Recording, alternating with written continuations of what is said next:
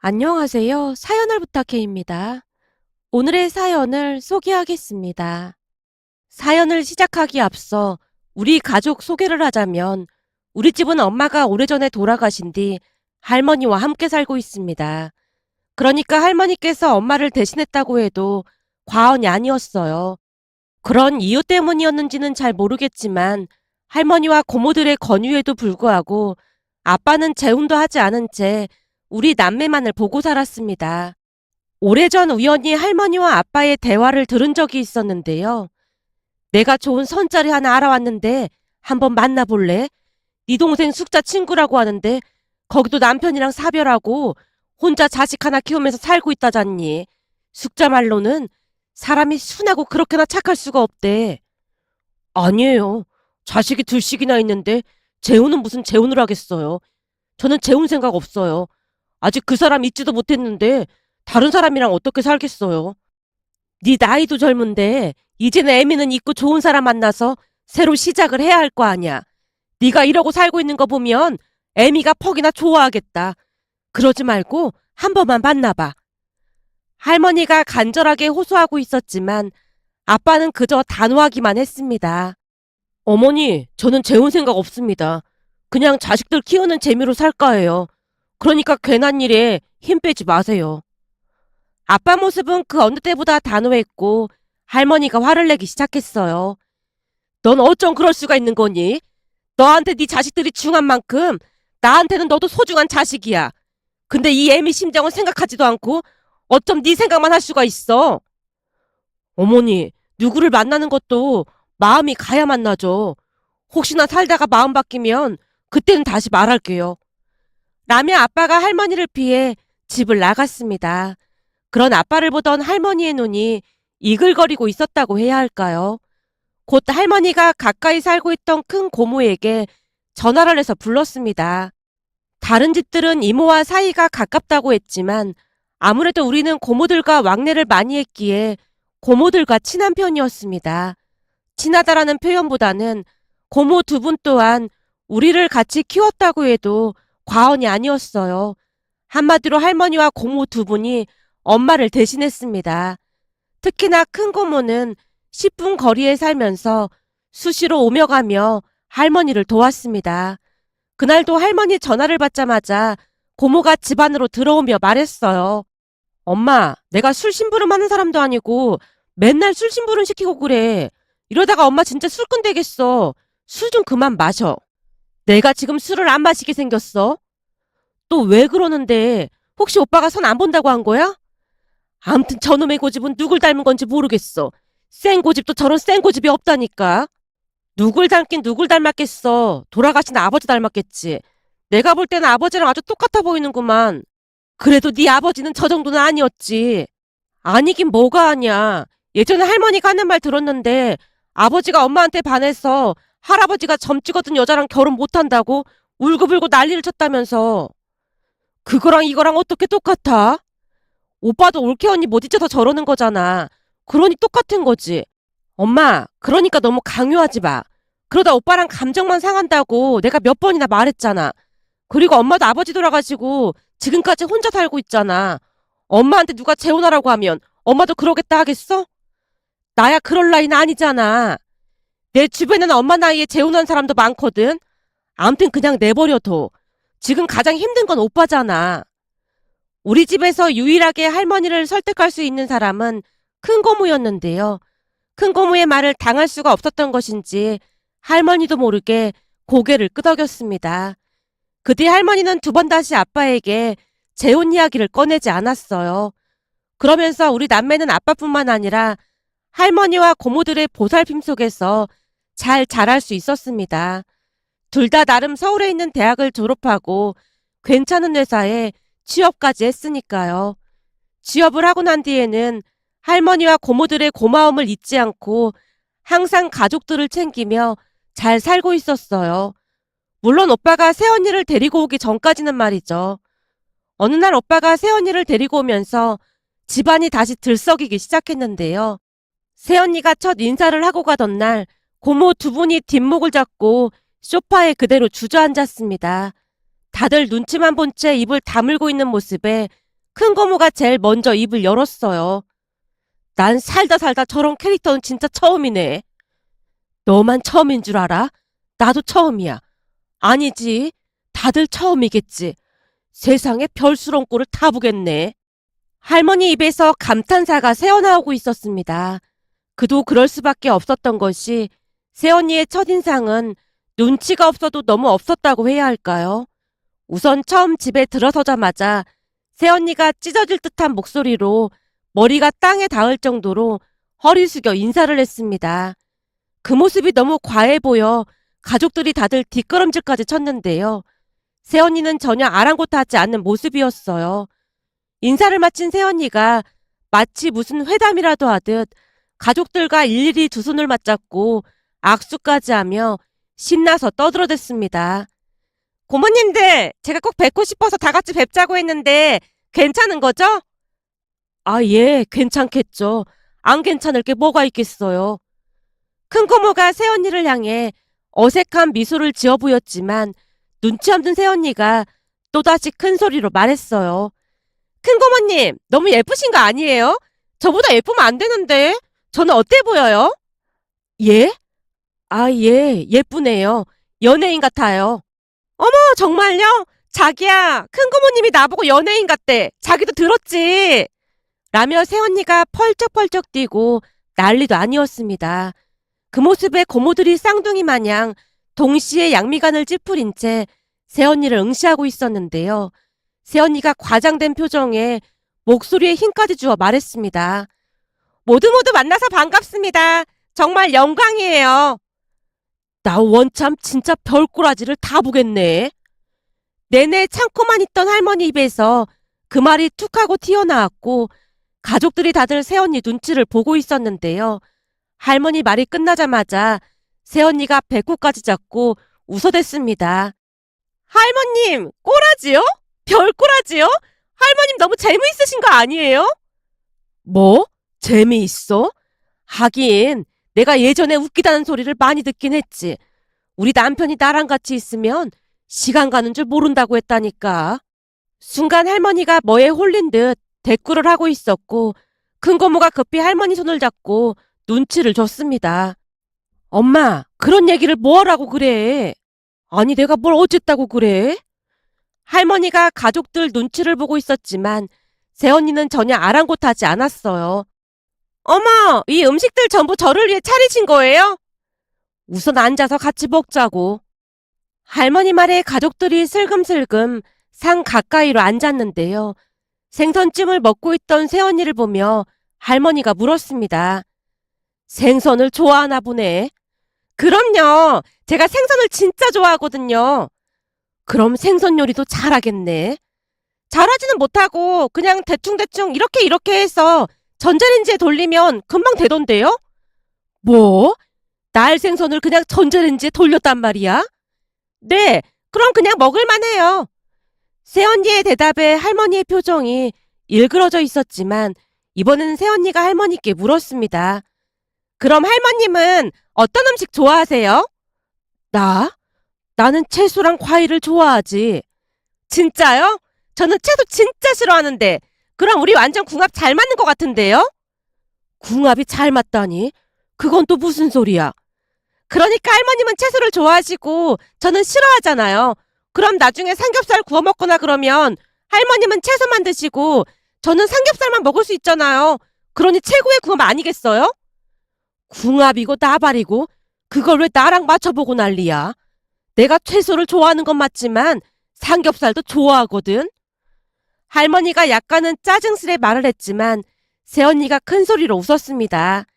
자기야, 나발이고래. 할머니 진짜 너무 재미있으신 거 아니야?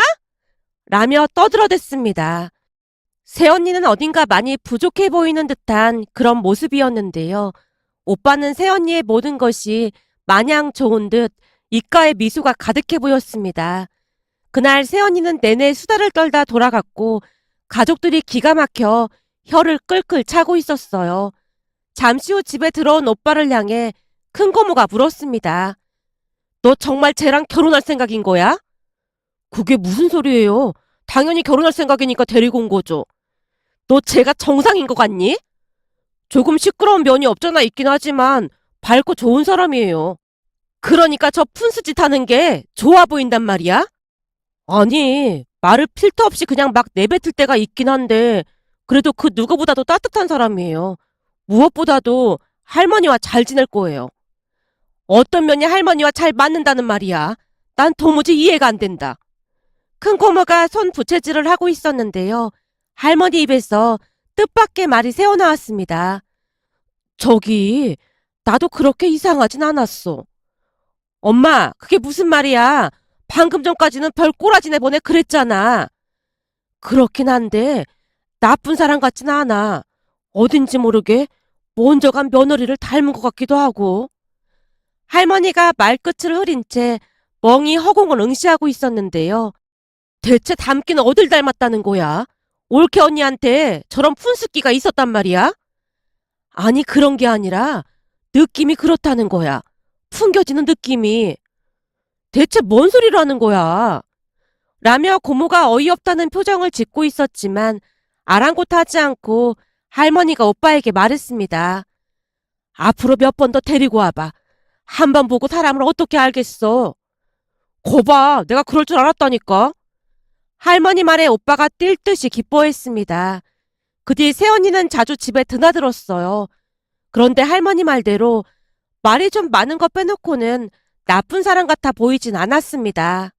어느 날은 주말에 친구를 만나고 집에 들어갔더니 가족들이 둘러앉아서 뭔가에 열중하고 있느라 제가 왔다는 사실조차도 모르고 있었습니다. 무슨 일인가 싶어 가까이 다가가 보니 할머니와 고모 두 분, 그리고 아빠까지 앉아서 새언니와 고스톱을 치고 있었어요. 아니 지금 뭐 하는 거예요? 할머니 고스톱 칠 줄 몰랐잖아. 아가씨, 어서 와요. 할머니가 신빙이시긴 한데 이쪽으로 재능이 있으신 것 같아요. 화투판에 숨은 진주라고 해야 할까요? 그러게. 알고 봤더니 엄마한테 타짜기가 있었네 그래. 엄마, 혹시 그동안 우리 속였던 거 아니야? 내가 속이긴 뭘 속였다고 그래. 그렇지 않고서야 신빙이 이렇게 잘한다는 게 말이나 되는 소리야? 근데 신빙이라는 말이 이럴 때 쓰는 말이 맞긴 한 거니? 큰고모님, 지금 그게 중요한 게 아니에요. 손은 눈보다 빠르다. 할머니 기술 쓸 수 있으니까 잘 보셔야 한다고요. 라며 가족들이 고스톱에 열중을 하고 있었는데요. 그 모습에 어찌나 기가 막히던지 피식 웃음이 새어나왔습니다. 그렇게 새언니는 마치 처음부터 우리 가족이었던 것 마냥 자주 드나들면서 잘 지냈습니다. 물론 저랑도 큰 문제 없이 지냈는데요. 조금 시끄러운 것만 빼면 딱히 나쁠 것도 없었거든요. 무엇보다도 할머니와 잘 지내는 모습에 안심이 됐고 마음에 들었습니다. 그 뒤 두 사람은 상견례를 했고 집에 돌아온 큰고모가 그날 일을 말해줬어요. 사돈 양반이 하는 말이 맞벌이를 하느라 첫째인 선영이를 할머니한테 맡겼다는데 선영이 말투가 할머니한테 전부 배운 거라잖아. 근데 사돈 양반들은 의외로 엄청 조용조용하더라고. 오늘 상견례에서도 선영이 혼자 신나게 떠들어대는 바람에 아주 볼만했어. 안사돈이 미안했던지 사과까지 하면서 다 말을 해줬고 말이야. 오늘 사돈 어르신도 모시고 나오지 그랬냐면서 엄마가 왜 안 나왔냐고 묻더라고. 그러게 우리가 같이 가자고 했잖아.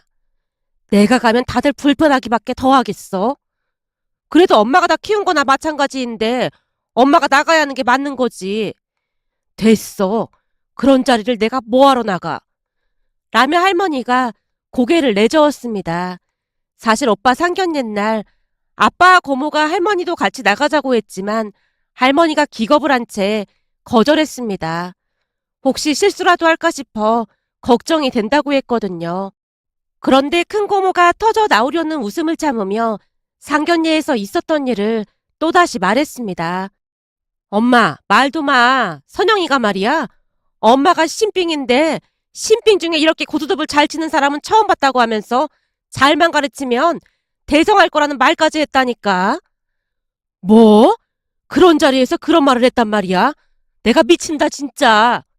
그렇지 않아도 안사돈이 선영이 등짝을 날리면서 막 뭐라고 했다니까. 라며 큰 고모가 웃고 있었어요. 저도 상견례 날 참석을 하진 않았지만 마치 그곳에 있었던 것 같은 느낌이었어요. 그렇게 오빠와 새언니는 결혼을 했고 주말마다 놀러 오곤 했는데요. 어느 날 할머니가 새언니를 앉혀놓고 말했어요. 선영아, 내 말 잘 들어. 선영이는 착하고 얼굴도 예뻐서 그 입만 다물고 있으면 엄청 똑똑해 보이거든. 그렇죠. 제가 좀 직접으로 보이긴 하죠. 대학 다닐 때도 인기가 좀 많긴 했어요. 선영아, 지금도 그냥 아, 네 라고만 하고 더 이상 입을 열지 말고 그냥 다물어. 그것도 습관이야. 넌 다 좋은데 입만 열었다 하면 홀라당 깬다니까. 네? 홀라당 깨요? 여보, 할머니가 나 홀라당 깬대. 메모에다 써먹어야지. 라며 새언니가 물개박수까지 치면서 호들갑을 떨어댔고 할머니가 새언니를 노려보며 말했습니다. 얘가 지금까지 뭘 들은 거야? 잘 들어. 이런 경우에도 그냥 내 앞으로 주의하겠습니다. 라고 하면 되는 거야. 무슨 말인지 알겠어? 네, 주의하겠습니다. 이렇게요? 그래, 바로 그거야. 그렇게 하면 되는 거야. 근데 할머니랑 같이 있을 때는 안 그래도 되는 거 아니에요? 그러니까 고스톱 치고 그럴 때는 봐주시면 안 돼요? 그래, 그건 내가 봐줄 테니까 다른 데서는 말을 할 때 항상 머릿속으로 적어도 10번은 생각해보고 말해야 한다. 알겠니? 네, 알겠습니다. 아이고, 말귀도 잘 알아듣고 착하지. 라는 칭찬에 새언니가 자리에서 벌떡 일어나더니 할머니 손을 맞잡고 덩실덩실 춤까지 췄습니다. 그 모습에 새언니가 절대 변하지 않으리라고 저는 확신했습니다. 하지만 사람들이 이상하게 보는 게 뭐가 대수겠어요. 비록 조금 특이하긴 하지만 우리 모두 새언니를 좋아했거든요. 그렇게 할머니는 새언니가 올 때마다 교육을 시켰습니다. 그러던 중 제게 남자친구가 생겼고 1년쯤 만나고 난 뒤 결혼 이야기가 나왔습니다. 남친 집에 첫 인사를 갔을 때 남친 엄마가 엄마 없이 자라서 고생했겠네 라는 뉘앙스로 말을 하기도 했지만 그냥 스치듯 말했기에 상관하지 않았어요. 그런데 얼마 뒤 상견례에서 큰 문제가 일어날 줄 누가 알았겠습니까? 우선 상견례를 얼마 앞둔 어느 날 남친이 말을 꺼냈어요. 저기 엄마가 상견례 날 가족들이 전부 나오는 게 좋겠다고 하거든? 대부분은 당사자랑 부모님만 나가던데 그러면 되는 거 아니야? 그게 다 다르다고 하더라고.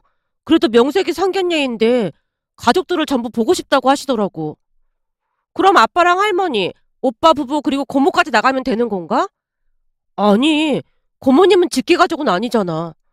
우리 집에서는 고모가 엄마 대신이었는걸? 엄마가 고모는 참석하지 않았으면 좋겠대. 남친이 남친 엄마 말을 전달했는데요. 왠지 모르게 기분이 좋지 않았습니다.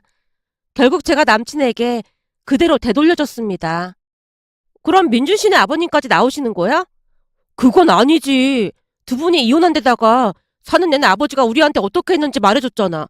근데 어떻게 그런 말을 할 수가 있어? 난 그런 인간을 내 결혼식에 초대할 생각이 추호도 없거든. 라며 남친 얼굴이 울그락불그락해져 있었습니다. 남친 아버지는 사는 내내 술독에 빠져 살며 가족들을 그렇게나 힘들게 했다네요. 그 바람에 두 분이 이혼하고 왕래조차 하지 않고 있었고요. 그날 남친이 어찌나 열변을 토하면서 말을 하던지 더 이상 말을 이어갈 수 없어 우선은 알았다고 하고 들어왔는데요. 지금 돌이켜보면 그때 헤어졌어야 하는 게 아니었을까 하는 생각마저 듭니다. 그렇게 상견례 날이 되었고 가족들이 상견례 장소로 이동을 했는데요. 가는 차 안에서 할머니가 새언니에게 당부하고 또 당부했습니다. 선영아, 넌 그냥 입 꾹 다물고 밥만 먹어. 알았지? 지금까지 연습 잘했으니까 잘할 수 있지? 넌 입만 안 열면 엄청 유식해 보이거든. 알겠어요. 근데 뭘 물어보면 입가를 살짝 올리고 단답식으로 대답한다. 맞죠? 그래, 맞다. 꼭 그래야 한다. 라며 할머니가 몇 번이나 연습을 시켰는데요. 가끔 보면 두 사람이 친할머니와 손녀 사이 같아 보일 정도였습니다. 잠시 후 상견례 장소에 도착을 했는데 처음에는 분위기가 나쁘지 않았습니다. 새언니 또한 할머니와 약속대로 입을 꾹 닫은 채 묻는 말에만 예의 바르게 단답식으로 대답을 했으니까요. 그런데 어느 순간 착한 우리 가족이 만만해 보였던 것인지 남친 엄마가 선심 쓰듯 말을 꺼냈어요. 다들 아시겠지만 엄마 없이 자랐다고 하면 선입견을 가지고 보기 마련이잖아요. 특히나 딸은 더욱 그럴 수밖에 없고요. 하지만 저는 그런 거 전혀 개의치 않는 사람입니다. 주변에서도 제가 합리적인 사람이라고 어찌나 칭찬을 하는지 모른답니다. 그러니까 예비 며느리 너는 앞으로 나한테 잘해야 한다 그 말이야. 제가 주변에 예비 며느리 얘기했더니 다들 걱정을 많이 했거든요. 물론 할머님께서 잘 가르치긴 하셨겠지만 엄마랑 같을 수는 없는 거잖아요. 그치만 저는 예비 며느리만 보고 결혼을 허락한 겁니다. 비록 엄마 없이 자랐지만 잘 큰 것 같더라고요. 라며 남친 엄마가 당신이 얼마나 현명한 사람인지에 대해 구구절절 설명을 하고 있었어요. 남친 엄마 말을 듣는 내내 어찌나 어이가 없던지 겉웃음마저 새어나왔기에 제가 냅킨으로 입을 닫고는 대받아치려고 했는데요. 순간 새언니가 들으라는 듯이 말했어요. 그러게요. 아드님도 개차반 같은 아빠 밑에서 참 잘 자란 것 같네요. 그런 아버지 밑에서 바르게 자라기 힘든 건데 바르게 자랐다는 게 도무지 믿어지지가 않네요. 거기다 요즘에는 엄마가 돌아가신 것보다 이혼한 부모가 더 큰 흠이 되는 건데 단단히 착각하고 계신 것 같습니다. 뭐요? 당신 지금 뭐라고 했어? 그쪽이 먼저 우리 아가씨한테 엄마 없이 자랐다느니 그랬잖아요. 우리 아가씨가 얼마나 잘 자랐는데 그런 말을 하는 거예요? 새언니가 남친 엄마를 노려보며 소리쳤는데요. 이래서 집안을 보고 결혼을 하라는 말이 있는 거야. 뭐 같은 집구석에서 감히 우리 아들을 넘봐? 뭐 같은 집구석은 우리가 아니라 그쪽 집구석인 것 같은데요? 원래 가문 좋고 품격 있는 집안에서는 그런 저속한 말은 절대 사용하지 않거든요? 뭐? 말 다 했어? 당신네들 우리 아들이랑 결혼 안 시킬 참이야? 그런 저속한 집구석에 우리 아가씨를 어떻게 보내겠어요? 우린 절대 못 보냅니다. 라며 새언니가 자리에서 벌떡 일어났는데요.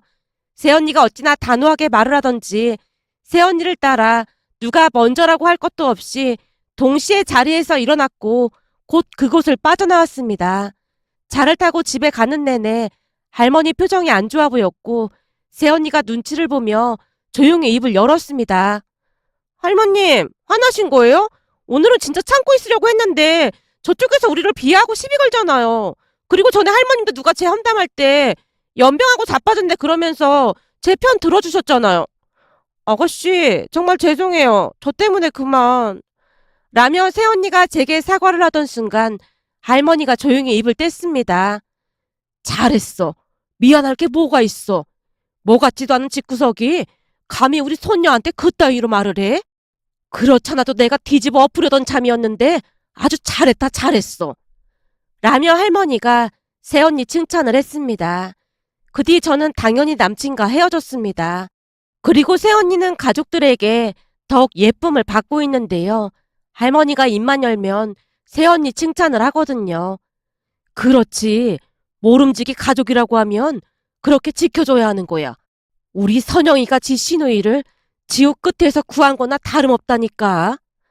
라는 말을 입에 달고 살았습니다.